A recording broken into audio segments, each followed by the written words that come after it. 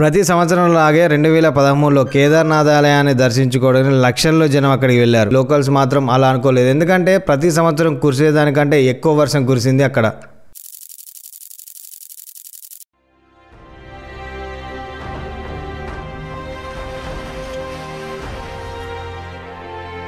కేదార్నాథ్ హిందువులు అతి పవిత్రంగా భావించి తమ జీవితంలో ఒక్కసారైనా సందర్శించుకోవాలనుకునే దేవాలయం. హిమాలయాల మధ్యలో ఉండే ఒక అద్భుతమైన ఆలయం. అయితే జూన్ 16, 2013 జలప్రలయం కేదార్నాథ్ ఆలయంతో పాటు రాంబారా అనే గ్రామాన్ని పూర్తిగా తుడిచిపెట్టేసింది.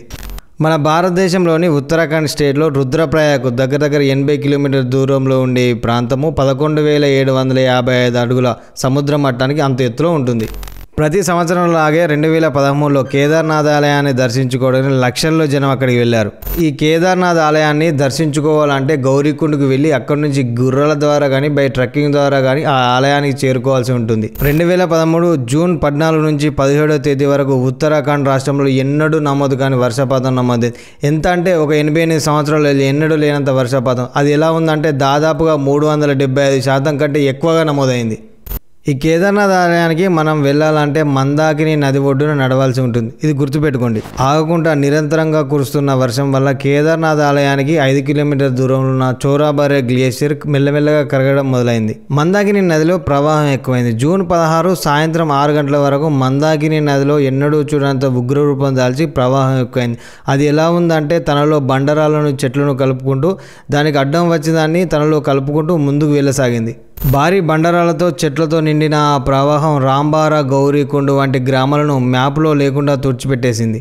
ఈ కేదార్నాథ్ ఆలయం ప్రవాహానికి స్టార్టింగ్ పాయింట్లో ఉన్న చిన్న రాయి కూడా ఊడలేదు. ఎందుకంటే దానికి కారణం కొన్ని వందల టన్నుల బరువుండి 17 అడుగుల వెడల్పుతున్న ఒక పెద్ద రాయి ఆ ప్రవాహాన్ని చీలేలా చేసింది.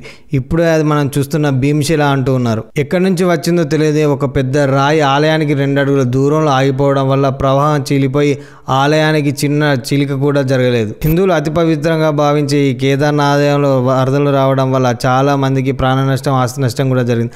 అక్కడికి వెళ్ళిన భక్తులు 3 రోజుల పాటు తిండి నీరు లేకుండా ఎత్తైన ప్రాంతాల్లో వెళ్ళి వాళ్ళ ప్రాణాలు కాపాడుకున్నారు. కేదార్నాథ్ ఆలయానికి వెళ్ళాలనుకునే భక్తులు రాంబారా అనే గ్రామంలో స్టే చేస్తూ ఉంటారు.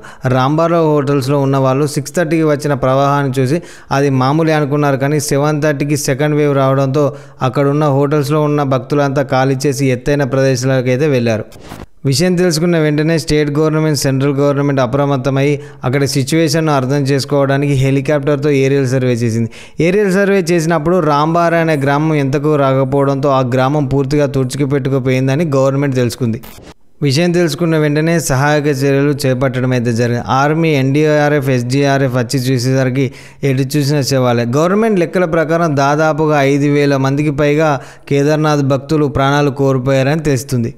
ఈ ప్రళయం అనేక మంది జీవితాలను ఛిద్రం చేసింది. కొంతమంది తమ కుటుంబ సభ్యులను కోల్పోగా కొంతమంది తమ ఆస్తులు, ప్రాణాలు కోల్పోయారు.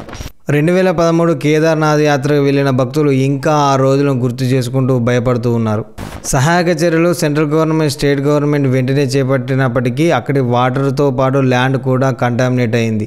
డయేరియా వంటి వ్యాధులు అక్కడ ఉన్న వారికి వెంటగా త్వరగా స్ప్రెడ్ అయ్యాయి. 2013 ఉత్తరాఖండ్ వరదల వెనక చాలా రకాల కారణాలున్నాయి. ఏదైతే అక్కడ మందాకిని నదిని ఆనుకొని ఉన్న హోటల్స్కి విచ్చలవిడిగా పర్మిషన్స్ ఇవ్వడం, అక్కడ న్యాచురల్ను డిస్టర్బ్ చేయడం వల్ల ఇలాంటి వరదలు సంభవించాయని తెలుస్తుంది.